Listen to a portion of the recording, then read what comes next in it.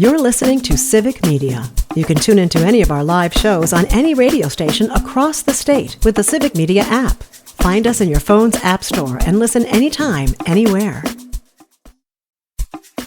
This is your WXCO Daily News Roundup for Bull Falls Radio, 98.9 FM and 1230 AM in Wausau.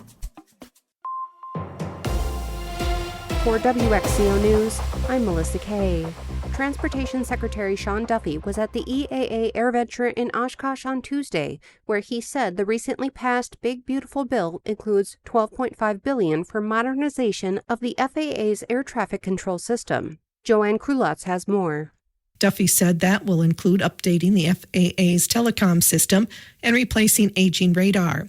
Duffy, a former Wisconsin congressman also serving as interim director of NASA, says it will take some time to complete all the work, but it will get done or President Donald Trump will fire me.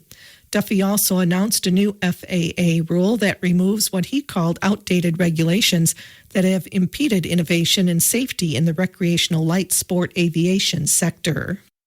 In a rare show of bipartisan support, Democratic U.S. Senator Tammy Baldwin and Republican Representative Tony Weed from the 8th Congressional District introduced a bipartisan bill to honor veterans who participated in Operation End Sweep with the Vietnam Service Medal. Participants in Operation End Sweep, a mission to clear dangerous mines in North Vietnam after the war, are currently ineligible for this service medal because their service took place after the United States had officially withdrawn from Vietnam in January 1973. The bill is inspired by retired Navy Commander Michael Cosgrove of Sturgeon Bay, Wisconsin, who spent 5 months in and out of North Vietnamese waters and received virtually no credit for the work. New duties and tariffs on overseas purchases may hamper your online buying. Lisa Schiller with the Wisconsin Better Business Bureau says it is buyer beware with overseas shopping right now, and that if you need refunds or relief from a U.S. agency, you might be out of luck.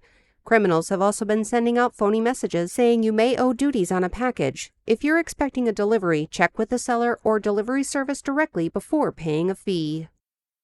A package of bills in the U.S. Senate seeks to help lower costs for working families. Jimmy Kuska reports. Senator Tammy Baldwin is part of a group of legislators that have introduced the Child Care for Working Families Act, which is part of a package of bills Baldwin says will lower costs for Wisconsin families. I've introduced a package of bills that will address the challenges that I hear about in every community every day, from the high cost of housing, childcare, and household goods. The child care bill would cover a wide range of issues currently facing child care providers in Wisconsin and across the country. Our bill ensures that no working family will pay more than 7% of their income on child care.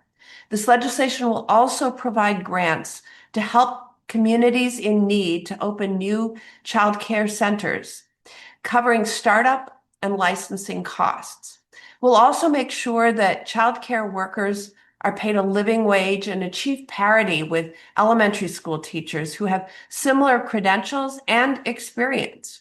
Lastly, our bill would dramatically increase access to quality pre-K. Baldwin said that an investment in child care will also have other benefits. When parents cannot find affordable care, they cannot join the workforce or go back to school to get the skills they need to land a good-paying job. Two other bills, the Price Gouging Prevention Act and First-Time Homebuyer Tax Credit Act, are part of the package. Meanwhile, Governor Tony Evers has launched the Child Care Bridge Payment Program, which provides $110 million in monthly direct payments to Wisconsin child care providers through June 2026. The package of bills was introduced in part because legislators say the bridge payment program does not go far enough to serve all families who need support.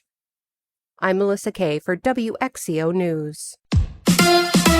The Brewers coming home. Hi, I'm Mike Clemens with sports. Baseball, a good West Coast trip for the Brewers, winning 5 of their 6 games. Yesterday, 17 hits in a 10-2 victory over the Mariners. Bryce Terang went 3 out of 5 with 3 runs batted in. Manager Pat Murphy. Terang, responded with some hits and a lot of good performances. Ortiz really good, played good defense, relentless, kind of stayed with it, scored in a bunch of different innings. That's what it takes. The Brewers at home tomorrow night against the Marlins. Cleveland's. NFL, the Packers training camp underway. The players getting their first look at their new state-of-the-art locker room. Oh man, I was amazed. Obviously, we knew all throughout OTAs that they've been building this new locker room and putting a lot of work into it. This is completely different than obviously the locker room we were in before, and it's very cool. So very high tech. Everything's very nice in here. So we're definitely blessed to be in here. That's Packers quarterback Jordan Love with Sports. I'm Mike Clemens. The music industry is mourning the death of Ozzy Osbourne. Tributes from fellow musicians, including his former band Black Sabbath, the band Osbourne helped found, but was also asked to leave due to substance abuse issues in 1979. Osbourne later joined the band for reunion tours about 10 years ago, and they played together just a few weeks ago, which was Osbourne's final show. Ozzy passed away Tuesday at the age of 76 after struggling with health issues for years. More music news. Stevie Nicks and Lindsey Buckingham are obviously up to something. Last week, they both posted on Instagram the lyrics to the song Frozen Love, with Nicks posting and If You Go Forward, and Buckingham finishing the lyric, I'll Meet You There. Speculation, according to Yahoo Entertainment, is that they are re-releasing Buckingham Nicks, their album from 1973, a prior work to them joining Fleetwood Mac. More rumors have been fueled now that a billboard is up on Sunset Boulevard near the studio where the album was recorded. Subtle stuff. Another potential big-time blockbuster hits the big screen this weekend at your local theaters. Fantastic Four: First Steps is the latest mega movie summer release, and reviews are pretty good. The film, which stars Pedro Pascal, Vanessa Kirby, and the Bears' Ebon Moss-Bacharach, is currently pulling an 87% certified fresh rating on Rotten Tomatoes. If you're wondering about the plot, well, I don't want to spoil it, but let's just say there's a lot of superhero-type stuff happening. If you're tired of franchise or superhero films and want a good scare, you have two options this weekend. The first has only one review, and it is negative. It stars Pete Davidson, and the early buzz is it wouldn't surprise me if the movie poster read, "Don't get your hopes up." The second is called Together, and it is pulling a 100% on Rotten Tomatoes. Together stars Dave Franco and Allison Brie and follows the story of a couple who decide to move to the country, which sounds great in real life, but in the movies, it is never a good idea. Let's go to the movies. One of the biggest films of the summer is Lilo and Stitch. The film broke a record with a Memorial Day opening of $183 million at the box office. It made over $4 million domestically and $1 billion worldwide. The film is now available to stream on Amazon Prime. You can purchase the film for $30 or rent it for $25. That's how they get you. Lilo and Stitch is certified fresh on Rotten Tomatoes with audience scores in the 90%. Fun for the whole family. It's been said that imitation is the highest form of flattery. We'll see if Elon Musk is flattered now that Luca Guadagnino has reportedly found an actor to play Musk in his new film Artificial. According to Variety, actor Ike Barinholtz, star of Apple TV's The Studio, will play the former Trump chump in the film, which has been called a comedic drama set in the world of artificial intelligence. Amazon MGM is the studio behind the project, which is still in development. For more showbiz fun, tune into Nightlight with me, Pete Schwaba, weeknights from 6 to 8 p.m. on the Civic Media Radio Network. Scattered thunderstorms are possible today with a high right around 82 this afternoon. Tonight, partly cloudy. Will drop into the low to mid-60s. Tomorrow, mostly sunny with a high in the mid-80s. I'm meteorologist Sean Cable. Right now, it's 70. That's your WXCO Daily News Roundup from Civic Media. Subscribe to this podcast on Spotify, Apple, or wherever you find your podcasts. Find more news at bullfallsradio.com.